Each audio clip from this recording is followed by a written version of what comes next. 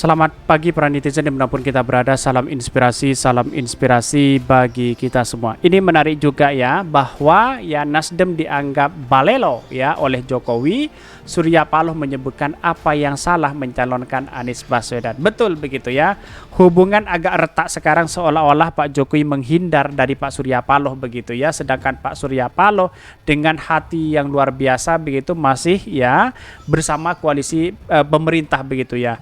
Tetapi kalau kita melihat keretakan inilah yang kemudian ya muncul beberapa spekulasi begitu ya. Seolah-olah Pak Jokowi tidak menginginkan bahwa Nasdem mendukung Pak Anies Baswedan. Apa salahnya untuk mendukung Anies Baswedan? Bukankah inilah negara-negara demokrasi? Bayangkan begitu ya. Saking paniknya dan takutnya Pak Jokowi selama ini begitu ketika takut Anies Baswedan menang, bisa saja itu terjadi begitu. Lah, apa susahnya? Bukankah Pak Anies Baswedan pernah membantu menterinya, kabinet menteri Pak Jokowi begitu ya? Ya wallahualam begitu, siapa yang membisikin ini semua saya tidak tahu begitu, tapi yang jelas keretakan inilah yang kemudian mengandung spekulasi begitu di masyarakat begitu ya. Seolah-olah Pak Jokowi menjadi kingmaker di situ. Maaf ya, selamanya ini ya kalau kita melihat pengorbanan dari Pak Surya Paloh 2 periode mendukung Pak Jokowi begitu, seharusnya dia berterima kasih, kan begitu logika kita begitu.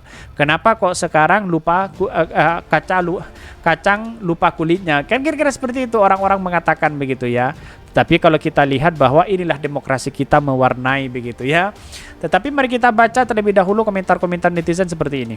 Ini komentar-komentar netizen, Nasdem dianggap balelo oleh Jokowi ya. Surya Paloh sebut apa yang salah mencalonkan Anies Baswedan. Betul sekali begitu. Bukan salah tapi nggak loyal kepada parpol pendukung Presiden Jokowi. Dia jalan sendiri dan berkoalisi sama oposisi. Ya tidak menjadi masalah. Karena ini bagian dari demokrasi. Mencari yang terbaik dari yang terbaik begitu kan ya. Salahnya Nasdem nggak mau dikendalikan rejim, betul begitu. Ini benar-benar salah di mana? Ini baru benar, salahnya di mana? Betul apa yang disampaikan oleh Pak Surya Paloh begitu kan ya. Bahkan tidak selamanya dong ya partai itu didikte oleh pada rezim-rezim itu. Kita harus punya prinsip masing-masing begitu, kecuali menjadi penjilat di situ begitu ya. Bahkan kalau dianggap balelo, kok Menteri Nasdem pun nggak dipecat ya. SP mau numpang lagi ya, Yohanes nggak laku, dijual Pak nama Jokowi yang di framing atau tuduhan balelo. Ini banyak sekali pro dan kontra begitu ya. Pada hakikatnya tahu sendiri publik sudah menilai seperti apa mereka begitu ya. Bahkan Jokowi itu sebenarnya orang yang sangat prihatin dan baik sama rakyatnya karena saking amat baiknya sehingga ada sebagian rakyatnya yang ambisi kekuasaan merasa iri melihat mulu. Ini salah Om karena mengancam rezim ini setelah lengser. Bisa saja begitu, tunggu saja, tidak selamanya Pak Jokowi berada di presiden begitu. Sudah saatnya ada lengser nanti begitu ya. Setelah lengser nggak tahu ngapain begitu, apakah tetap dihormati oleh presiden atau apa begitu ya. Malah lempar isu ya, gawat juga kalau ketum parpol nggak ngerti etika politik kayak Om Bewo ini ya. Padahal Pak Surya Paloh bertahun-tahun dalam dunia politik kok dituduh seperti itu begitu ya.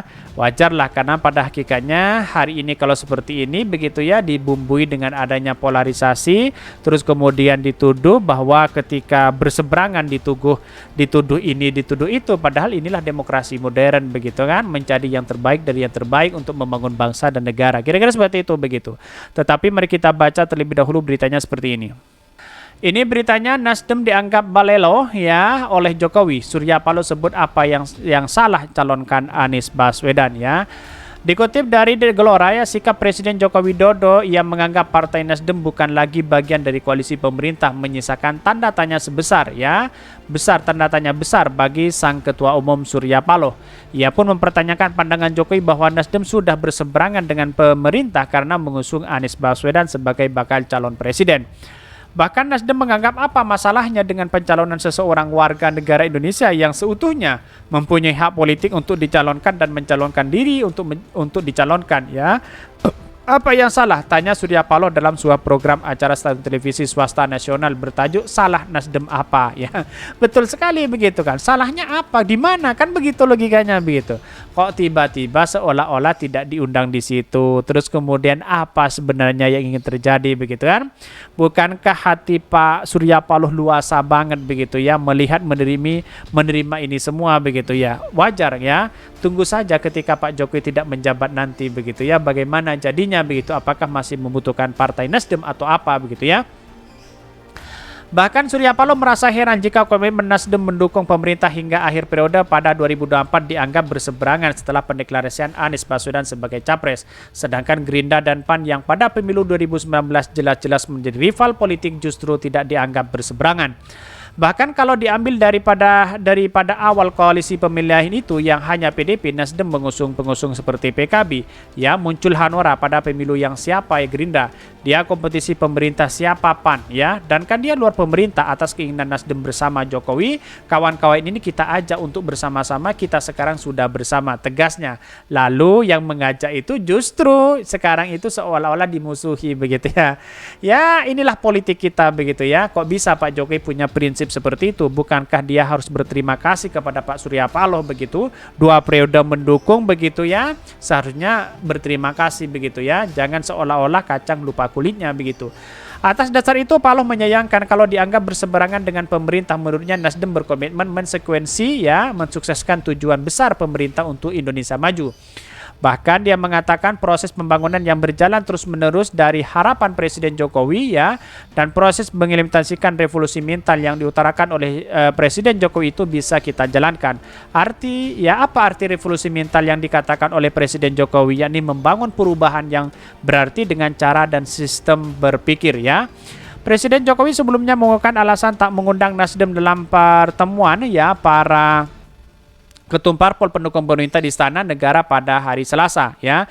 Menurut mantan wali kota Sulu, Nasdem sudah membentuk koalisi sendiri bersama PKS dan Demokrat, yakni Koalisi Perubahan untuk Persatuan KPP dengan mengusung Anies Baswedan. Bahkan Jokowi menilai ya parpol koalisi pendukung pemerintah tentu memiliki strategi besar untuk persiapan pemilu di 2024. Sehingga sebagai parpol yang memiliki koalisi sendiri, lanjut Jokowi tidak pas jika Nasdem mengetahui strategi koalisi lain. Bahkan dia mengatakan mestinya ini kan memiliki strategi apa, besarnya apa.